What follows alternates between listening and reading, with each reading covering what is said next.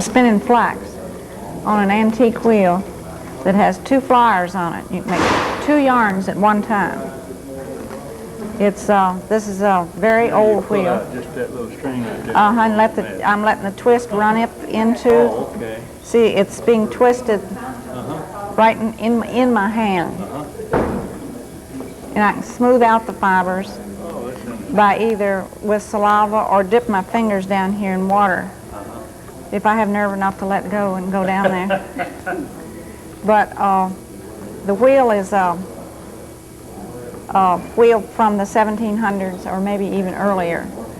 And in the factories before spinning was commercialized, they used spinning wheels. There were hundreds of people sitting side by side with wheels, and they put 2 flyers on these so they could spin 2 yarns at one time. See, ordinarily you have only 1 flyer assembly here, and you spin 1 yarn. It's over there on that one. But this has 2. And the tension is regulated by turning this little knob. There's a wooden screw goes down in here and makes this raise up or lower. And the tension has to be just right or it won't draw it in. How long does it take to learn to do that? I don't know whether to give you my age or what.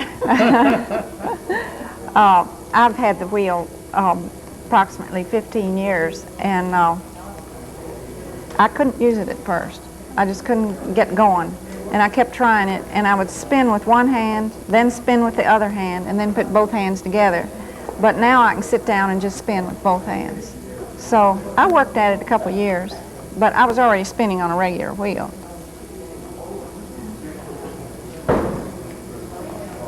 My grandmother had a regular wheel. And Uh-huh. I was one of the last grandchildren. Uh-huh. Some of the others got it. And the looms didn't.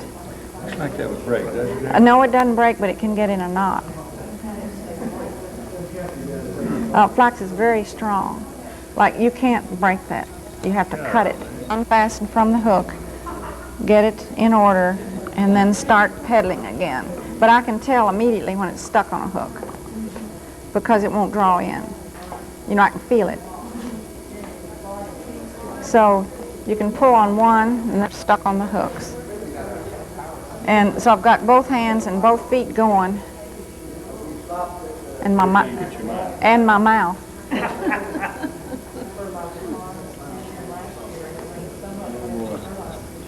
Now, they did dampen the fibers and smooth them out with saliva in the old days, and the fibers come out of stalks of this plant. And it grows like straw off after you've broken it. Then you put it through what you call heckles or hetchels. From a start, it's called dressing a distaff. Let's see, get my string ready.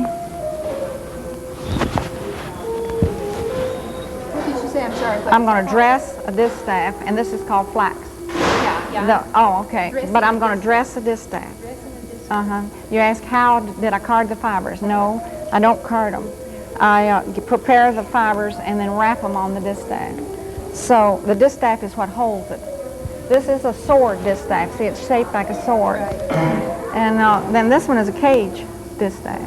And this one goes with that spinning wheel over there. And you just take this unit and set it at the end of the wheel, and this one's on the wheel. So I'll take a strip of flax or a group of flax and tie a string around the middle of it. This string is the same length in each direction, this black string. I'm going to tie it fast and then tie that around my waist.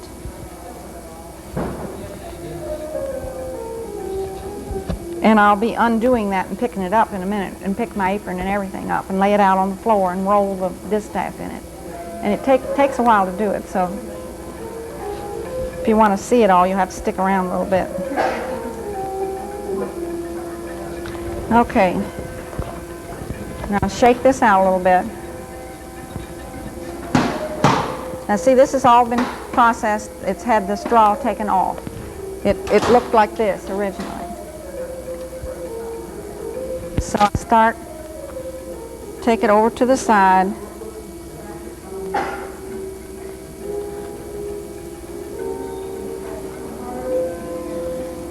Get a few fibers and bring them across my lap.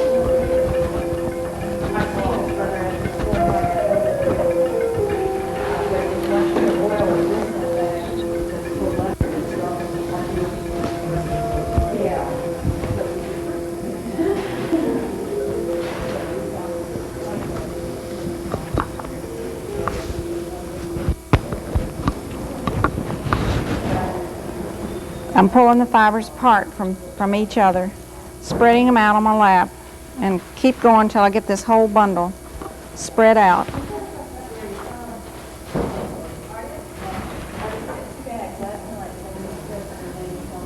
All of this in my hand represents a lot of work to have gotten it to this stage, to have pulled it up out of the ground, rotted the straw, chopped the straw on the stalk, scraped the straw off, and separated the the long fibers from the short ones. And the line flax, this long flax, looks like girls' blonde hair. And that's where the term flaxen hair comes from. And those short fibers that were taken off are called tow, T-O-W, tow flax. So if you're a boy and you have blonde hair, you're a towhead.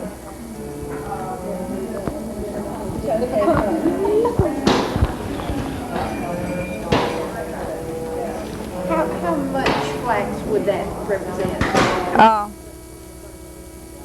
Well, you mean the weight? No, I just mean in terms of... Oh, this? Well, this would probably just be about that much, just that little tiny, not much.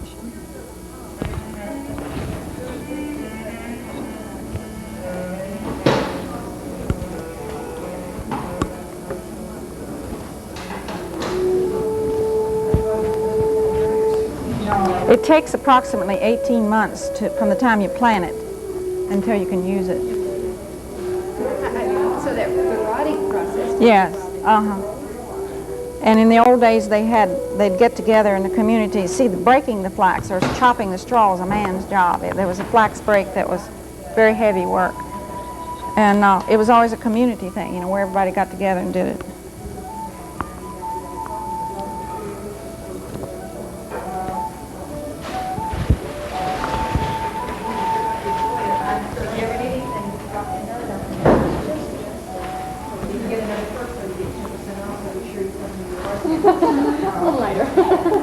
Like, here's a little bit of straw in here. Just a tiny bit. And when... Have the hand pick out that short, or how do you... There's a piece of equipment that I don't have here called heckles, or hetchels.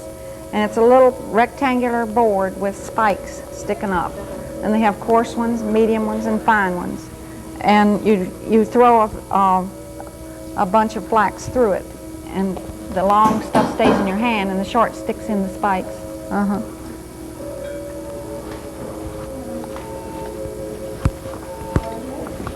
When flax is planted, they plant it real close together so the stalks will grow real straight without many branches. So it'll be, they plant it real close together like a bunch of pine trees. You don't want any branches on it. You want the stalk to be straight and tall, and grow as tall as possible. In history, when was flax first? Oh, it would go to ancient time. Probably. Oh yeah, ancient time. Yeah. Of course, things were spun on spindles first, long before spinning wheels were invented.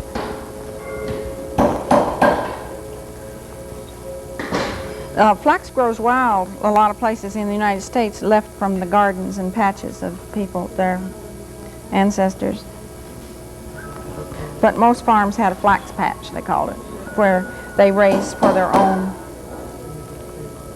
use. Does it grow in this part of the country? It grows where I'm from, but I assume it grew here in the mountains, but I'm not sure of that. I mean, here in Asheville, I don't know for sure. I'm from the Shenandoah Valley, and I'm the Shenandoah Valley of Virginia, and everybody had flax in the old days. And this equipment, like this is from my great-grandmother. This is some of the equipment that I have from, they were weavers and spinners. I don't remember seeing wild. Well, look, most of us don't know what it looks like. You don't recognize it. Let's see. What is it a cord? What? What's the term? No, I guess it's not, is it? It's just flax. Flax is flax, Flax, yeah. right. It has a blue blossom. Yeah, I was trying to think about seeing it. Well, it has a Latin name, Linium something or other. Of course, this is where your term linen for the thread comes from. Where do they grow most of the flax Now, Russia.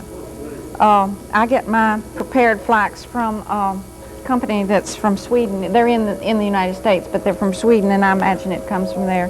But flax is grown in the United States, but mostly for linseed oil. And it's a little bit different species.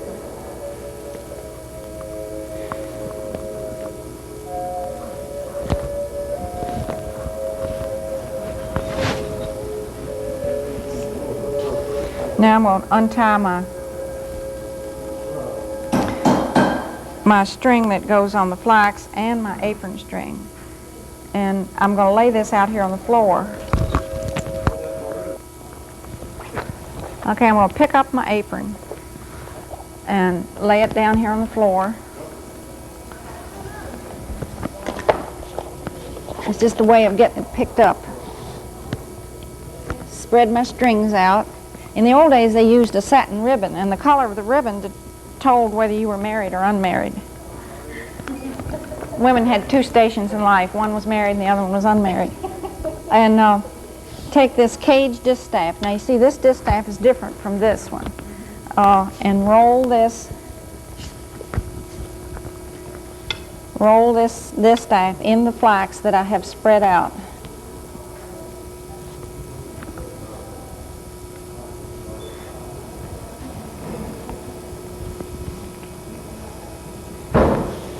This is a large cage distaff.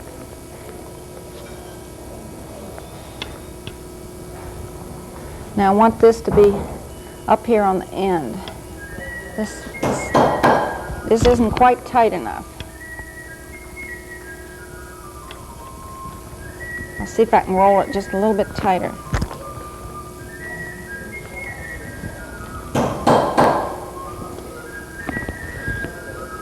And then I'll set it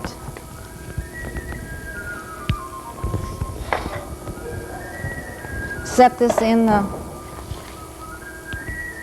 holder. Now this is a freestanding distaff. It's not attached to the wheel. This goes with the Norman Hall wheel, a spinning wheel maker in the United States from New England.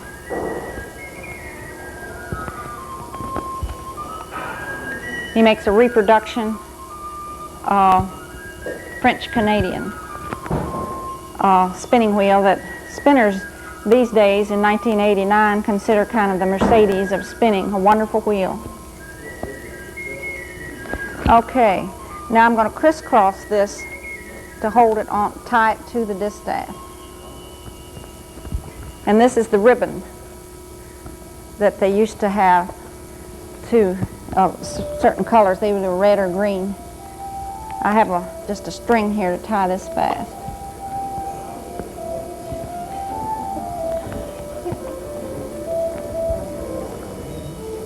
And the whole process is called dressing a distaff. See, now I want that tied tight so when I start spinning it doesn't come falling down in my lap. And I've spread it out all over my lap like that to separate the fibers from each other to get them ready to spin. There are other ways of dressing distaffs or different shaped distaffs, but this is for this particular one. Now I'm going to switch spinning wheels so we can see how that distaff is used.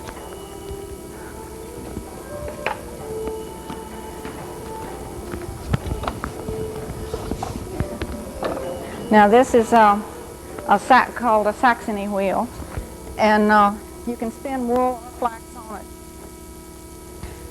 And I spin some wool right here that I've been spinning, but I'm top just to show you how.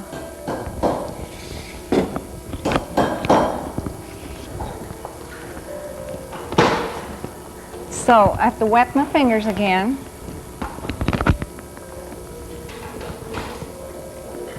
Here's a little bowl with water in it.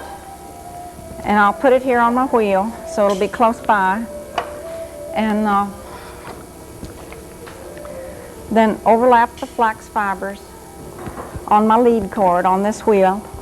And either with saliva or water, wet my fingers so it'll smooth it out. And then start to spin. Now I'm going to spin a real fine thread. And the fibers keep coming down out of the distaff, and then I smooth it out as I go back.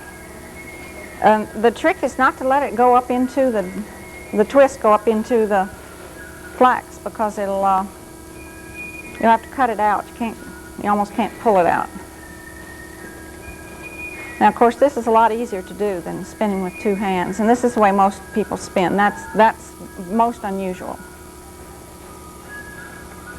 So this is the way most of us spinners in 1989 would be spinning our flax.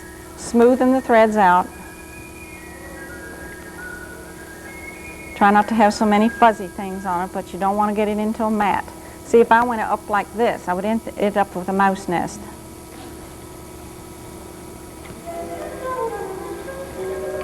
Now you have to pedal fairly fast, but this wheel is made well for flax because it has a large diameter in the wheel, and so it'll give you lots of twist if you pedal, especially if you pedal fast. But that's what you need with flax. You have to have a lot of twist to it. What do you do to determine The size, it's how much fiber I allow to come down out of there. Like if I want a real thick thread, I'll pull a lot of fiber out of there and let the twist run into it. But flax is just prettier if it's fine. Traditionally it's fine, very fine. So I see I can go down just to a couple hairs here. Just a couple little. See, I can make it finer and finer and finer. So you see. Yeah, you're welcome. Yeah.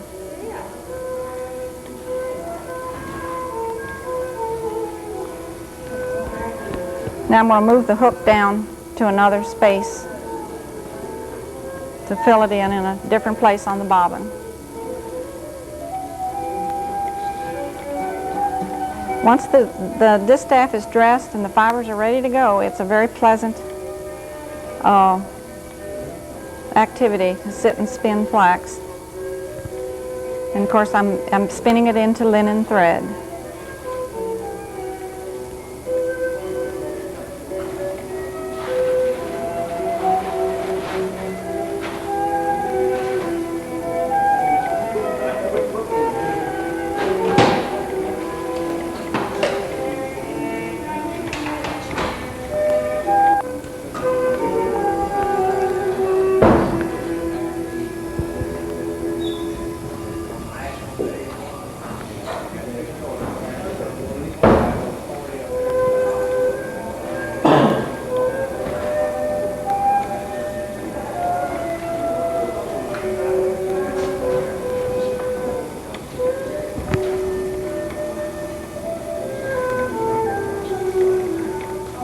Try to keep the fibers, pulling them down away from the distaff toward the spinning wheel. Smooth my fingers out as I come back.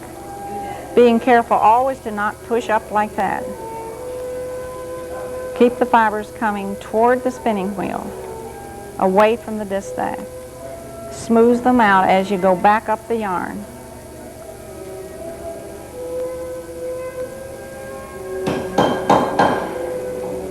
Put lots of twist in.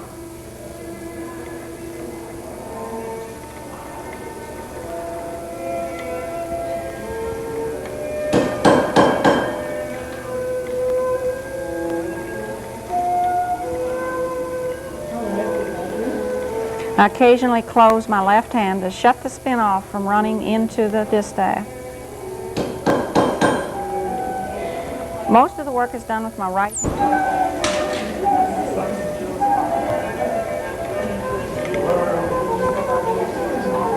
I'm spinning this particular flax yarn into linen thread with an S twist.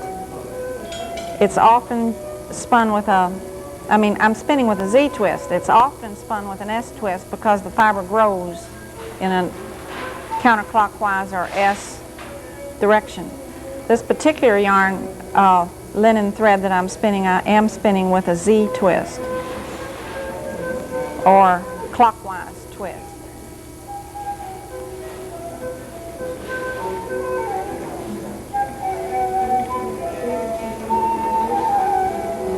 Now I can make a much finer, much nicer thread with just one flyer on the spinning wheel than if I'm working with two hands. I'm not as practiced with the two hands as I am with the one hand.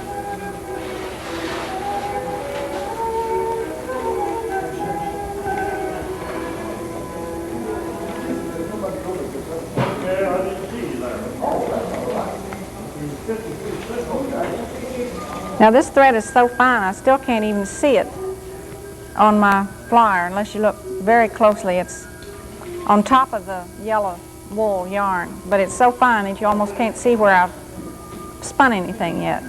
But there are already a couple hundred yards in there.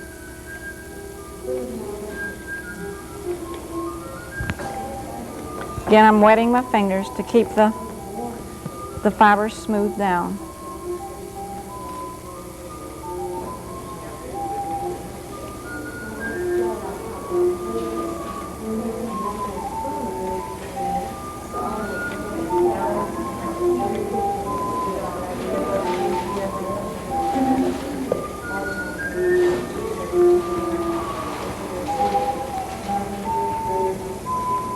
There's enough flax on this distaff, I think I could spin for about 4 days.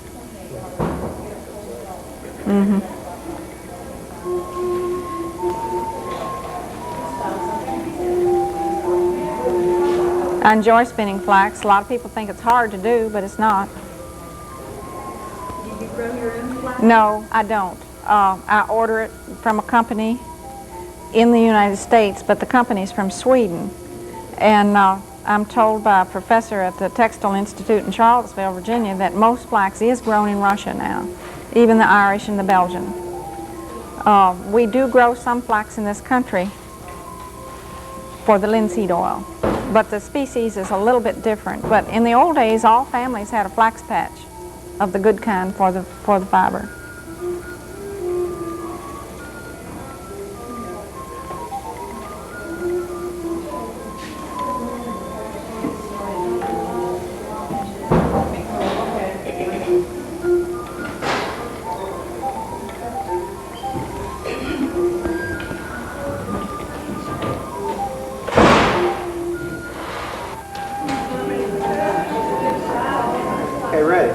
Okay, this is the flax plant that's been pulled up out of the ground by the roots. And then, of course, the seeds are on this end. And here's a package of seeds that have been removed from the plant, and that's the first step. You take the seeds off, and they're used to either plant again or to get the oil out of them for the linseed oil that's used for all sorts of things. So then the next step, so you can see the roots here. So this is how long the height of the plant is going to be how long the fibers are. And they're down inside underneath this straw. There's also a core underneath that, so that core and the straw has to be removed. And the way you do that is to take the flax plant and spread it out on the ground and let the dew begin to rot it, or lay it in shallow pond and leave it there. And that's a science in itself on how long to leave it. And it begins to smell, and apparently when it begins to stink just right, then you're done. And so then you put it in a flax break, which I don't have here with me, but it's chopped. That rotten straw is chopped, and then that's called breaking the flax. And then The next step is to throw this bundle of flax over a board and start scraping off that chopped straw, and this is called scutching. This is a scutching knife, and this is an old one from my folks in Virginia. My grandmother, great-grandmother, and her mother were weavers and spinners, and they grew their own things. And so then the next step is to take this bundle of flax that's in the fibers are still in your hand, and throw it through a piece of equipment called heckles or hetchels, and that separates the short fibers from the long fibers. And I have some of the lower grade tow, it's called tow. That means the short fibers are here, and it has a lot of straw in it, and it's mostly debris. Not usually. This I think was pretty bad. So, but if you didn't have quite so much straw in it and just short fibers, you could use it to make feed bags or work shirts. In fact, it was called tow, T-O-W. And a sack was called a tow sack or a tow shirt. And a child who's a male and had short hair and he's blonde like this was called a tow head. And if you were a girl and you had long blonde hair, of course you were flaxen haired. So that's where those two terms come from. But so then after you separate the long fibers from the short fibers, then it looks like this. And this has had all those steps done to it. So from the time it was planted until it can get to this stage is about 18 months. And then depending on the spinner, on how long it would take to spin it into yarn. So then the next step would be to take this group of flax and pull it apart, and the line flax, and then dress the distaff like I did just a while ago, where you spread it out across your lap and then roll it in the distaff. And these samples, like here's some linen thread that's been wound on a niddy-noddy. It's a device to get it into a skein. And I usually leave it in singles, and it can be woven, or some contemporary uses are to knit it. People like knit tops. And here is linen thread, kind of a coarse, a larger one, could be used for warp and weaving, and it's wound into a ball. Now these are flax stricts. It's the same as this. A strict of flax just means a group of flax that I found in an antique shop. This is the way they used to store it a long time ago. Wound it into these twists. And this one's a strict of flax. It's a group or and anyway, I found this hanging in the shop, and it's kind of gray looking because it's dusty and no telling how old it is, but it'll never wear out. It won't disintegrate. Does it have any other natural things that would maybe bother, like any particular kind of insect? No, don't think so. No? The moths don't bother it. They might make a nest in it, but they can't eat it. They don't eat it. And now this is flax over here that's been washed, so it's a little more light. It's a lighter color, but it's been washed about 6 or 7 times. The reason it was washed is this particular group was in a flood, and it was full of mud. So to see whether we could save it and use it, it was washed over and over again. And of course it can be used. It didn't dissolve in any way. It just got lighter color and softer. This is a small spindle. Now this piece right here is a hand-carved distaff. It was never finished because there was to be a ball right here, and they stopped. This was given to me as a gift. Came off of somebody's attic. But these are strictly for decoration, and then here's a hand. But then you would wind the flax around this and put it on a wheel or on a separate distaff stand.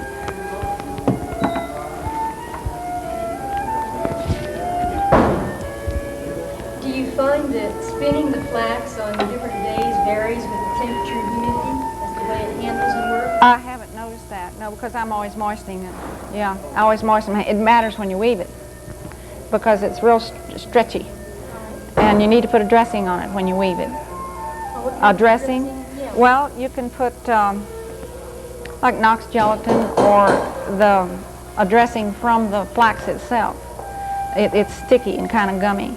And And how do you actually dress it then? you dip the warp that you've wound in it, or you take a brush and paint it on as you go. And that helps with the wispy, hairy parts. Yeah. Do you do some weaving? A little bit. Okay. I'd No? like to try spinning. Yeah. Well, we have a catalog. They come and stay there for 3 days or 4 days. Do bed and breakfast. Those are free, so go ahead and take one. Thank you very much. Sure. Would say, you know, as a sort of closing remark or anything, or just Well, you as a person who doesn't do this, can you think of something you'd like to ask me that I'm really not talking about? I'm so into. more satisfying, is it more of a challenge, or Oh, okay. working with wool as opposed to working with flax? Yeah, well, I can speak as my personal view. Yeah.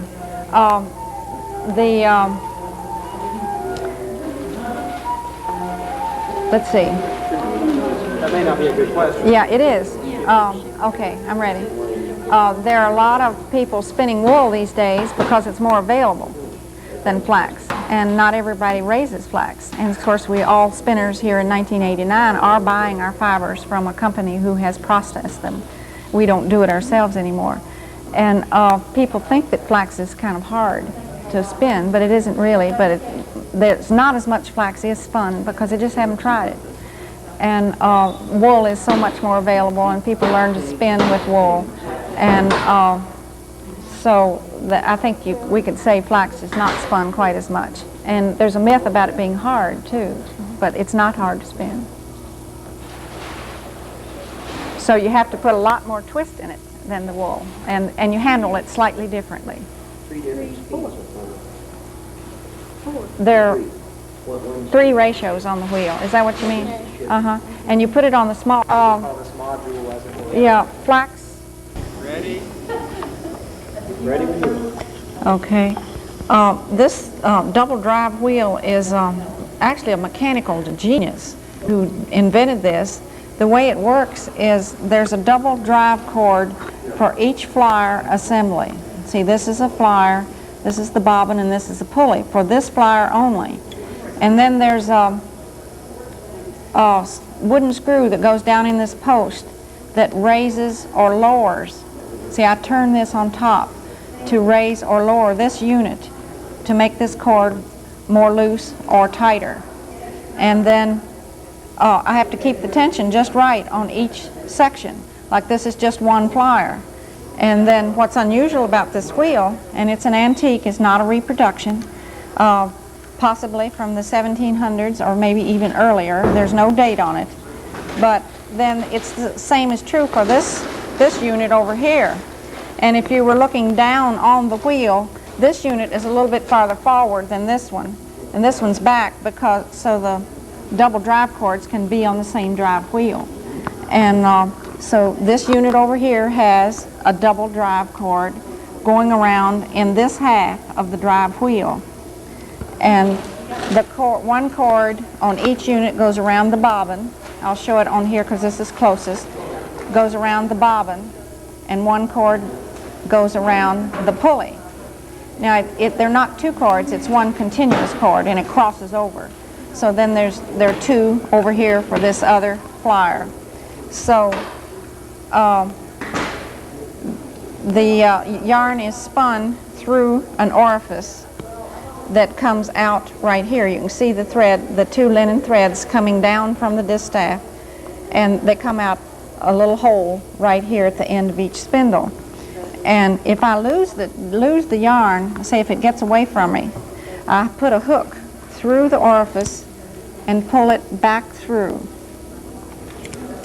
And I have to stop spinning when I do that. And then overlap the fiber on the flax. This is flax, grows as a plant, and I'm spinning it into linen thread. Now I have to start pedaling. I have both feet down here on the pedal. Tuck the wheel up under me so I can go straight down on it.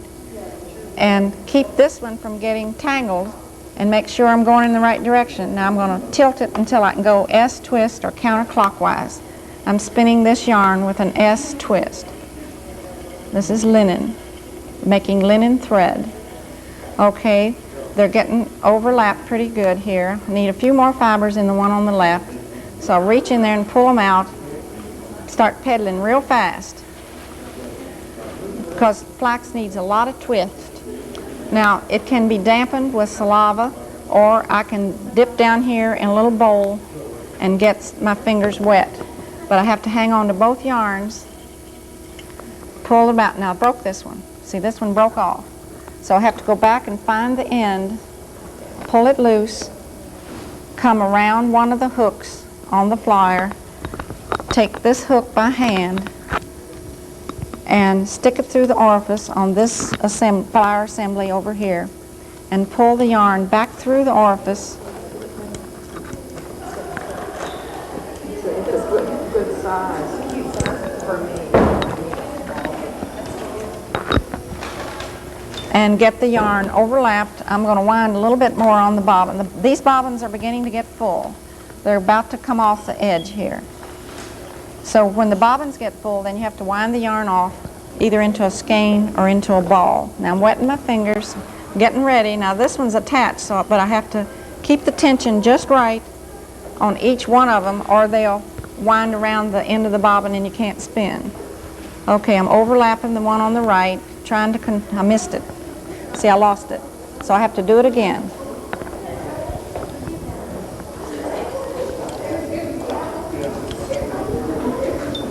Okay, I'll overlap the end, a little bit too long. Overlap it with the fibers up in the distaff. Get them together. Start pedaling. Hold on to this one. Keep the tension. Get the wheel going counterclockwise. This one's stuck. Okay, it jumped off the end of the bobbin.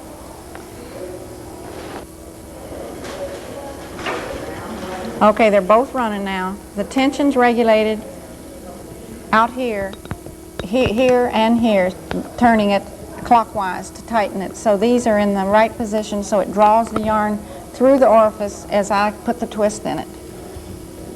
Now you can't see that wooden screw, but it's what makes the wheel function correctly, to draw the thread in as I'm spinning it.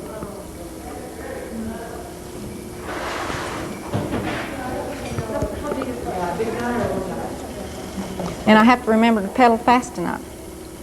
I get involved with my hands. Sometimes I forget to pedal fast enough, and it has to have a lot of twist in it. So the faster I pedal, the more twist it'll have in the yarn. I have found that it works easier for me to pull them at the same time. I could do one, then the other one, like milking a cow or something, but I seem to function better if I pull them both together rather than alternately. This one's not drawing in, so I have to stop and see why. A little bit of hairy pieces stuck on the hook.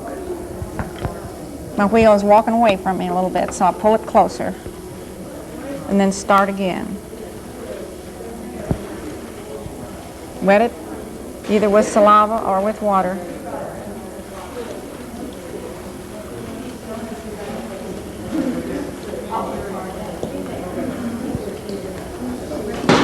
Okay, the one on the right is not drawing in. I have to stop and see why.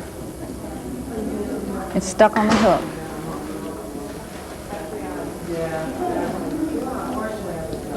Okay, and when I started out, sometimes I can start it just with my feet by going, now there it went exactly, but once in a while I have it dead center and I can't get it to go, so I put my hand down on the wheel to touch it.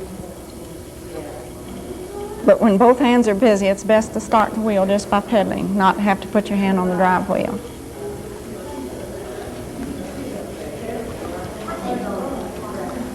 Once I get going, I begin to feel like a magician for sure. Okay, the right one's not drawing in. Now this bobbin's full, so I think I'm going to stop, because it'll be coming off the end of the bobbin and get tangled up. I think we got it. Yeah, good.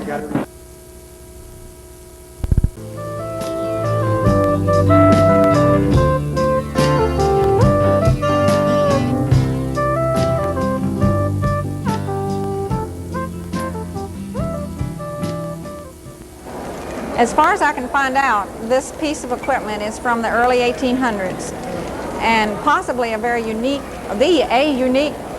piece of equipment that was developed for commercial spinning.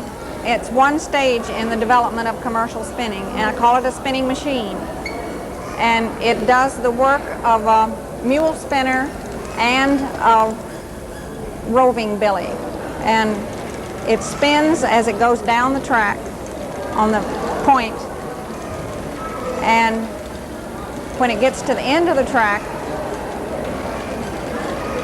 I put a little more spin in it. I pause down there and turn the handle on my right hand and put more spin in it, and then reverse it and wind it on as it comes up the track. So my right foot makes the, now if I lose it, I've got to back it up, get hold of it again.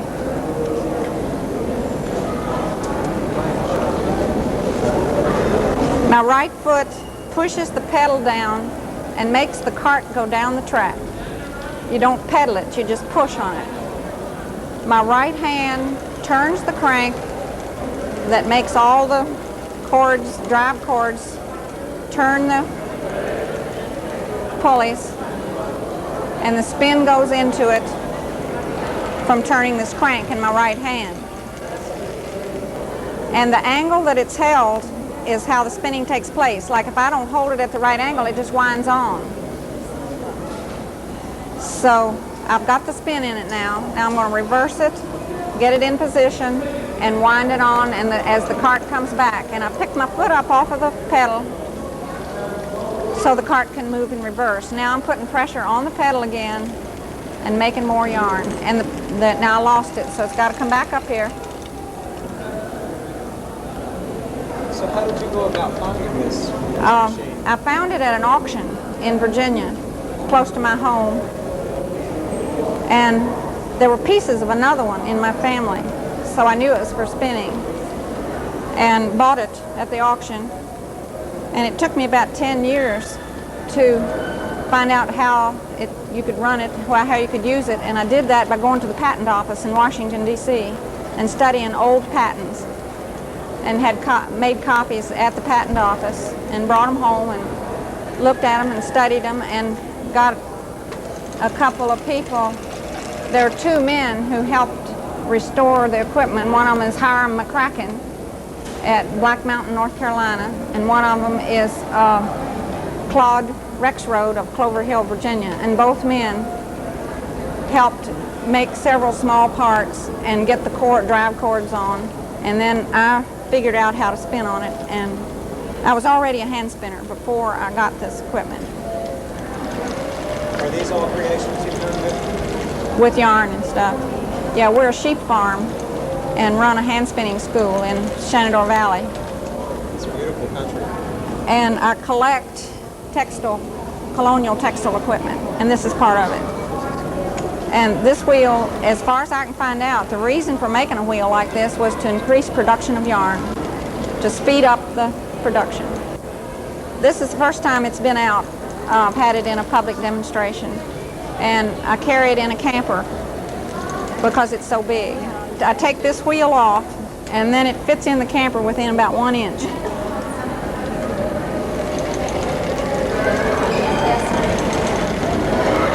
And I'm calling it a spinning machine. It could be called a patent wheel because there were lots of patents taken out on it, but I don't know anything to do but call it a spinning machine. What year would you say this machine was built? Early 1800s, but I don't know the year at all. There's no way to know. No way to know who built it? Or no. I know of 3 others this type in the central Shenandoah Valley, and just why they're there and not other places, I don't have the answer yet.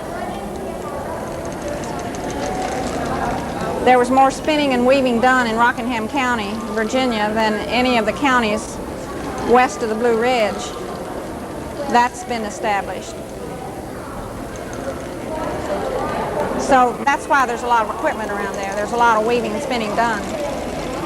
That area was settled by the Swiss, German Swiss, and the Scotch Irish. Well, the patents were taken out by the ones I studied by a man from Kentucky, one from Iowa, and one from Pennsylvania. This cop of yarn is ready to come off of the spindle, and I'll place it on a dowel in order to keep it in order till I'm ready to use it. Now I'm going to put this dowel on it just as a means of getting it home and not mess up the comb.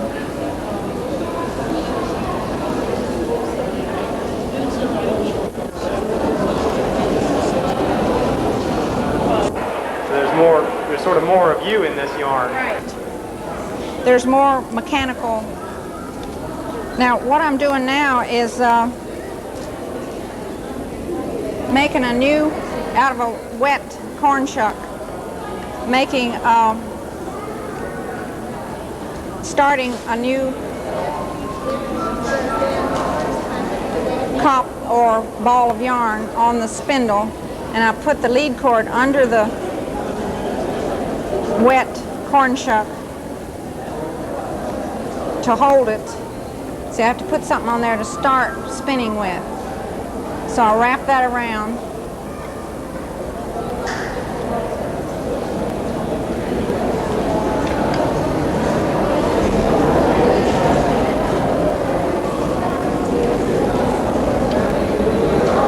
Went the wrong way. Kind of a tedious process. Wet corn shuck. A wet corn shuck with a piece of, well, it's a piece of hand-spun linen under there for a lead cord.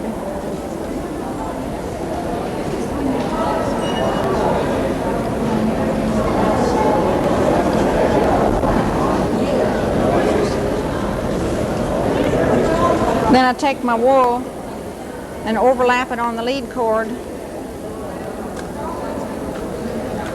and spin it fast.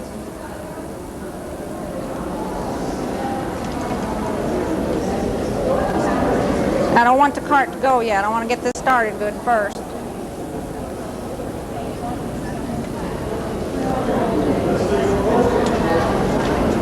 So I'm just turning the handle, but I'm not pushing the pedal yet. And wind a little of it on.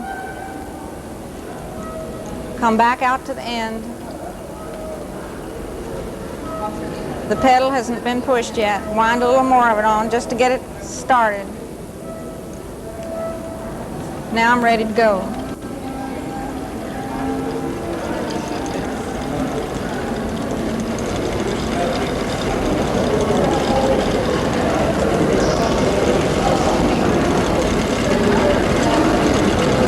Now it's to the end of the track, so I'll put a little more spin in it. I'm no longer drawing or drafting.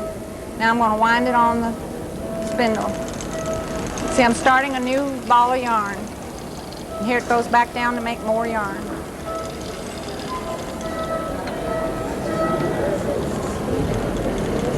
Yeah, the spindle twists the yarn. See, now I lost it, so I got to come back. Turn it in the opposite direction, get it straightened out.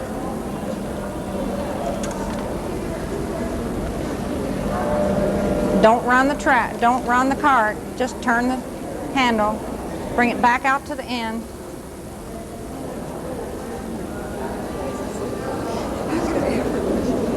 And start again.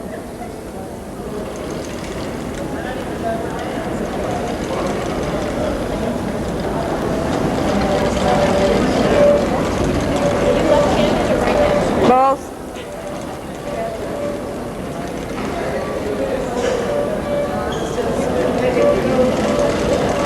I write with my right hand, but I do my spinning with my left hand.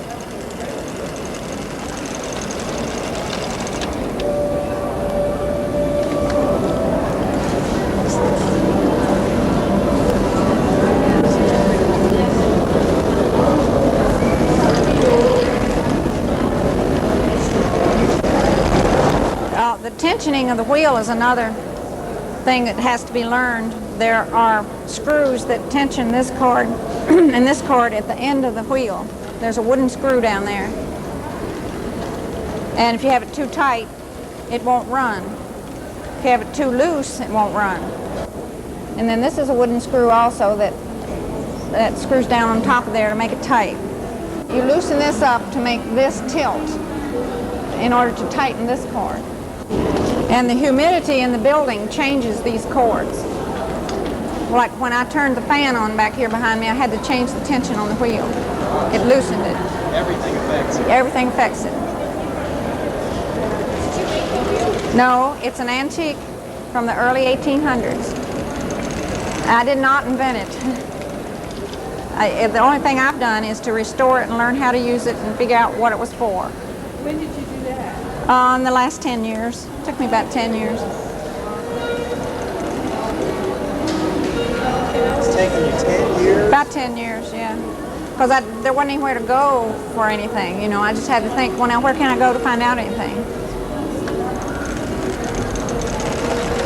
I didn't work on it all the time. I was teaching people to spin and raising sheep and creating a business and starting a mail order and all that. So it was when I had time in that 10-year period. Yeah, River Farm's located on the Shenandoah Riverbank in the middle of the valley.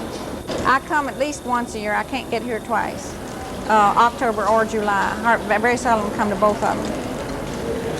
I'm in as a hand spinner. I come in with a booth full of yarn when I'm not doing this.